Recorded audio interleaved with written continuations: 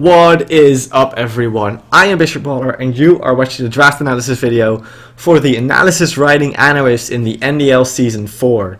I am the coach of this team together with my great friend Drew, who I also named my Central after in the NDL Season 3. Speaking of which, I know I dropped out of that early, which was bad of me. I shouldn't have done that, but some shit happened behind the scene which caused me to believe that was the best option.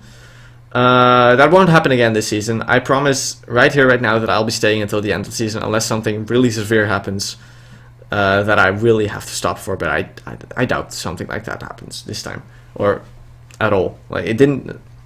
Whatever. We're gonna ignore what happened there. I'm not gonna go into it in depth about that at all. We're just gonna continue and have some fun in the NDL Season 4, and meanwhile, of course, also in the HTC, which is a ton of fun. So I'm really excited to start this one as well. We had the wheel pick this time around, so I was last. We had absolute last pick, which caused us to be sniped like 2 times in only just the first round already, which kind of sucked.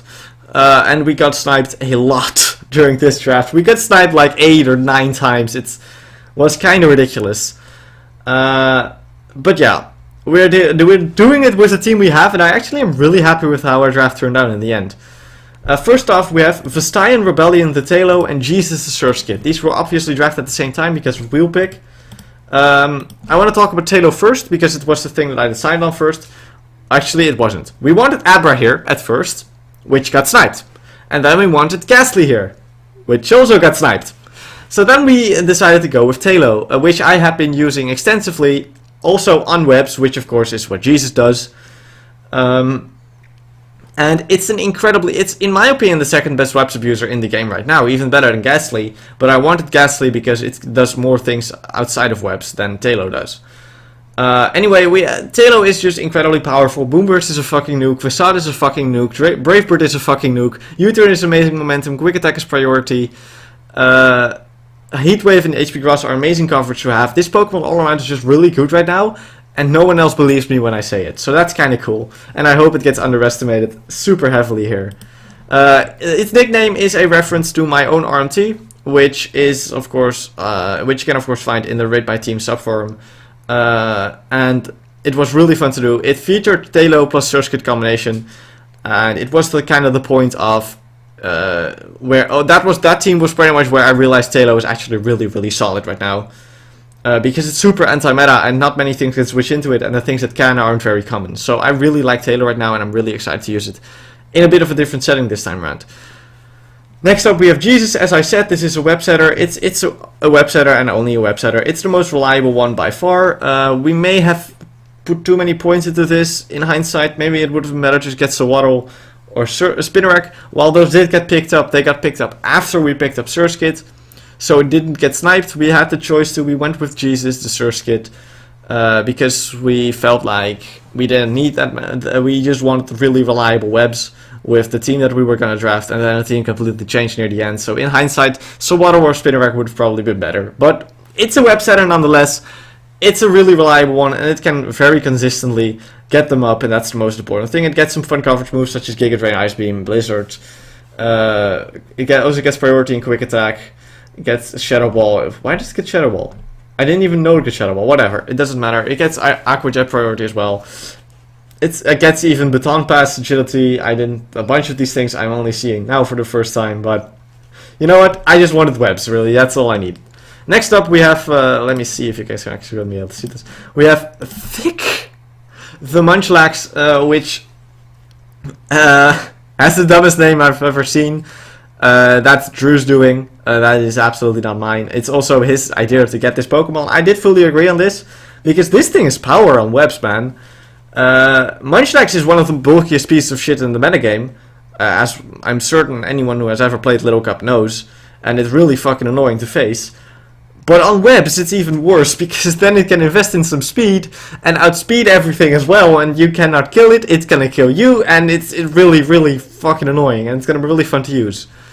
It has a ton of good coverage, such as Fire Punch and Gunk Shot and Power Punch, Pursuit, even niche things like Thunder or fucking Ice Beam or some stupid shit like that. It's gonna be really exciting to use this. I barely ever use Munchlax myself, but a big reason why I agreed on this, was because Munchlax is one of the best special Talo switch-ins in the metagame. Not as good against physical, but still a really good special Taillow switching. And the fact that we have it means no one else has it, so it means that special Taillow is a lot more spammable in the league, which is awesome. Together with Munchlax, we got Wurzru, the Drillbur, which is named after both Drew and Sandshrew from last season, which was named Drew, of course. This is actually better than that Sandshrew, but don't tell Drew that because he really, really likes Sandshrew. So, shh. Anyway, this is an incredibly powerful Pokemon as a Webs abuser with its Elo Earthquake hitting really, really fucking hard with good coverage options such as Brick Break, Poison Jab, and X-Scissor. And of course standard Rock Slide for ground types. But much more notable is its ability to both set rocks and remove them at the same time, which is really important as support for Taillow, which essentially kills everything that doesn't have Sturdy, and also is weak to rocks. So having both of those forms of support with the ability to break Sturdy with rocks, of course, and then removing them so that it can switch in more easily, is really awesome to have in a single slot. And that's a lot of what our draft is about, doing as much as possible in a single slot, as opposed to trying to do a lot with a lot of slots. I really focus on just getting those couple Pokemon that we're gonna do a lot, and then the rest is kind of there for if we really need it, but aren't gonna be used a lot. So next up we have MK's ladder score, the Phantom. Most of you aren't gonna get this, but MK is a friend of mine, and he always complains about his ladder score going down consistently. And so I said, well, MK's ladder score is fucking dead as fuck, so we name a dead Pokemon after it. That was the logic. We went with this. Phantom is our spin blocker for our Webs team, which is obviously required on any good Webs team. It was very much a decision of this versus Frillish, but we went with this because of better typing to take on Staryu. Slightly better typing, I guess, because Frillish, of course, with Water Absorb, but T-Bolt is a better coverage option against most of our team than Ice Beam, I feel, and besides this takes Ice Beam very well anyway, so yeah. Plus this also has access to Z4 scores, which is awesome, and I really like that set, honestly. It's going to be fun to utilize. It gets some solid moves such as Destiny Bond, Leech Sheet, Magic Coat, Poison Jab, Shadow Claw, Will-O-Wisp, Trick, bunch of fun stuff. I'm looking forward to using this. I have never used it at all in Little Cup, so here we go. This is going to be our first time, and I'm really excited. I'm pretty sure it's just a discount Pumpkaboo, which is good because Pumpkaboo is the best spin blocker. So, you know, this is fine. Natural Cure is also neat to have as a status absorber. So that's really cool. I like this Pokemon. And as the final Pokemon in our in the first half of our draft, we drafted Furious George the Mankey.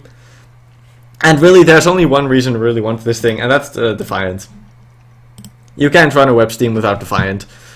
It's not exactly going to switch into the flying types that are going to click Defog, but it can. And honestly, if I get off the +2 with this Mankey and I'm Scarf or I just regularly outspeed, I'm going to get a kill for free, and then I'll just set Webs again later. It's as simple as that. I'm really happy that I got this Pokemon. It's just so strong, especially at +2. And it gets really good coverage options too, like EQ, Rock Slide, Gunk Shot, Acrobatics, Ice Punch, it's a Fire Punch, Seed Bomb, Thunder Punch, and of course, U-Turn is really good for it because it gives it some much needed momentum grabbing abilities. So I'm really happy that I got this Pokemon. I know also Snipe like 2 other teams, which were the other 2 Webs teams. I'm pretty sure that both of them wanted this Pokemon, and I picked it up. So I'm really happy that I got this.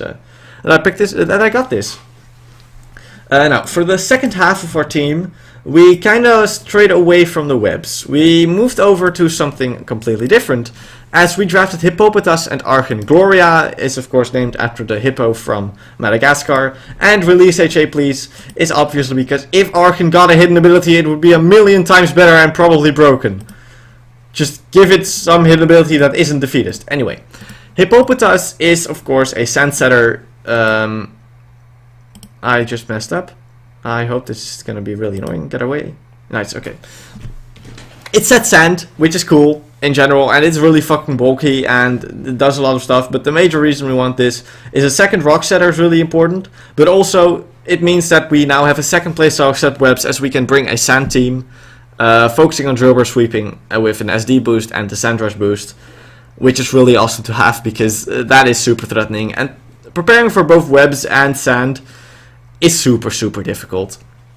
Like it's not gonna be easy for anyone, and honestly, I'm not gonna lie, we really didn't want this Pokemon. We wanted Amara and Alolan Sandshrew, but Alolan Sandshrew got sniped, and Drew was really pissed, and I'm also not happy at all that it got sniped, because that's his favorite Pokemon, his absolute favorite Pokemon. Sandshrew is second.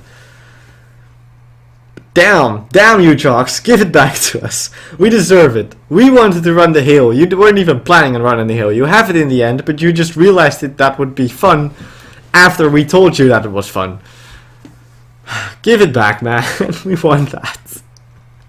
Anyway, Hippopotas Sand is by no means bad, and Archon actually benefits from Sand really heavily as well, because as you can see, it doesn't have the best special defense in the world, but with an Eviolite boost and a Sand boost, that is really specially bulky, which is really awesome to have. The Sand team of Hippo, Archon, and Drillbur is essentially unkillable as far as Hippo and Archon go, because of the ridiculous defense on Hippo and the ridiculous special defense on Archon at that point.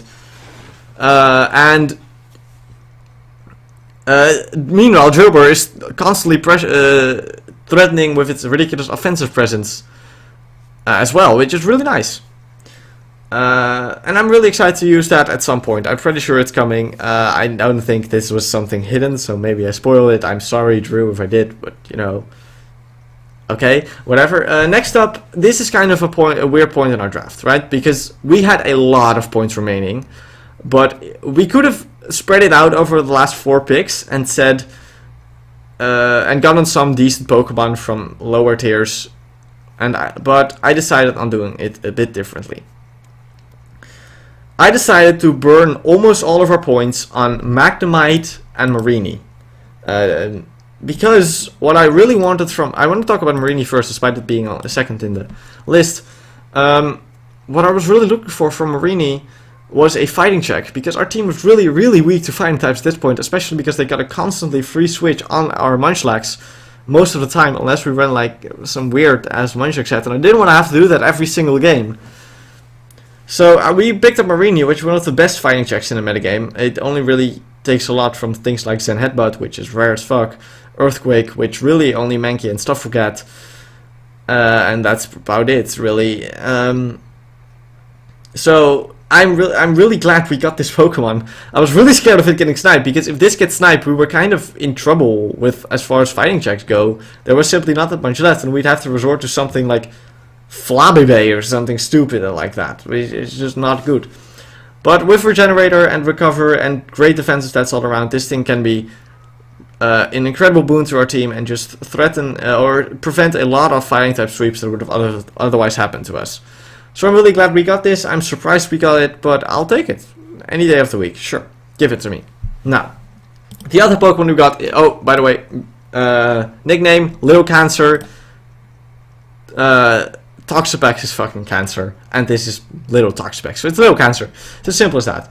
We have Traps and Trickery, the Magnemite, which is named after Drew's RMT. Similar reasoning. He used he used the Magnemite in that, and it was the center, not really the centerpiece of his team, but it was the major supporter for the centerpiece of his team. You should check out that RMT as well. Highly recommend it. It's a really good read.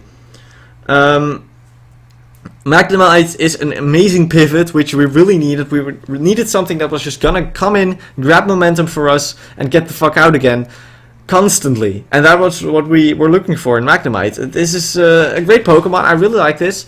Electric Steel is a great typing as well. Checks Fairies really reliably, which were kind of annoying for our team at this point.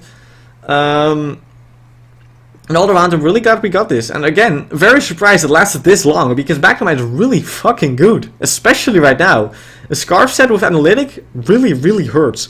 It's Endure Berry Juice set has been on decline, but it's definitely not bad in my opinion at least.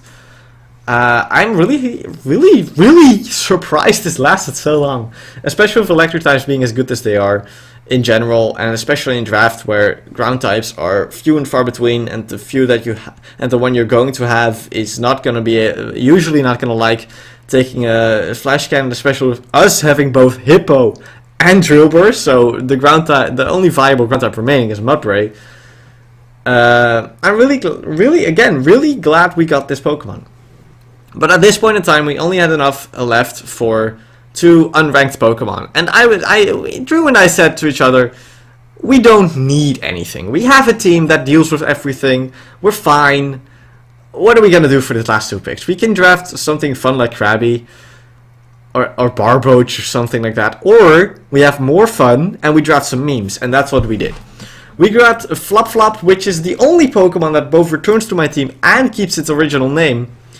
The Zubat, of course, which went unused in Season 4 because my partner, I left early and my partner AVS didn't end up using it in the game I had planned it for.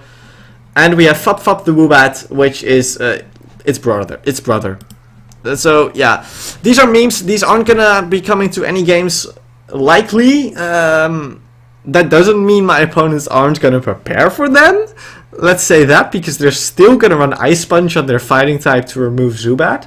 But that's just a free move slot taken away, which is awesome. Granted, Ice types in general are kind of a problem for my team, because Archen is weak to it, Tailo is weak to it, Hippo is weak to it, Drober is weak to it. But most Ice types are special, and Munchlax is thick fat, so it should be fine. And Marini resists them, and I believe we'll be fine.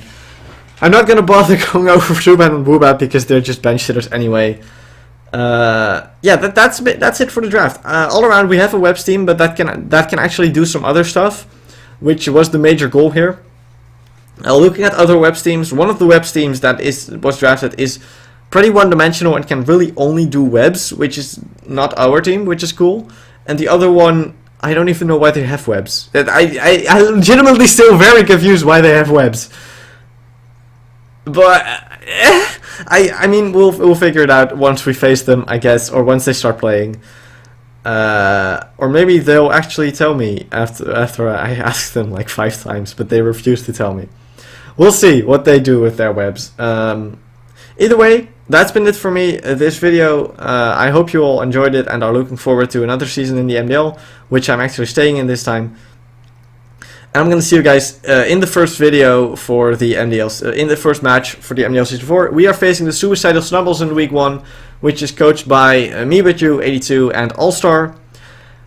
And I'm really excited for that match, and I will see you guys there. Peace.